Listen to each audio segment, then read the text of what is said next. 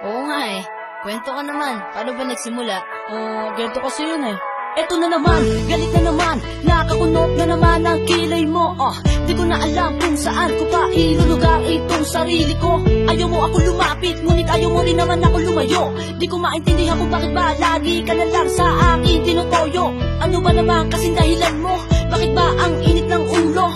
Lagi kang nag-iinarte sa tuwing ako'y palagi sumusuyo.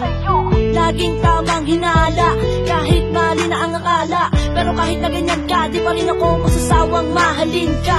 Kahit na paulit-ulit mo sinasakal ng literal, di pa rin ako bibitaw kahit nadyakan mo o pagsasapatin pa pagmumura ko. Dinaig mo pa tatay ko, lintik mo kong gulpihin. Kulang na lang tagain mo ko at sa munggoy ako'y paluhurin. O Diyos ko, ano ba naman to? Bakit mo ba kasi ako binihiyaan? Tinupad mo nga ang hiling ko. Bakit binigay nyo ay baliw na kasintahan? Pero kahit na ganon, salamat pa rin dahil sa'kin mo siya binigay. Mag-aaway lang po kami, pero huwag nyo na asahan kami mag-iiwalay. Iintindihin pa rin kita kahit ang hirap ng pakisamahan ng ugali mo. Mga desisyon mong babago-bago na lang. Minsan nga kahit ikaw na ang mali, ako pa rin ang nagpapasensya para lang tayo'y magkate.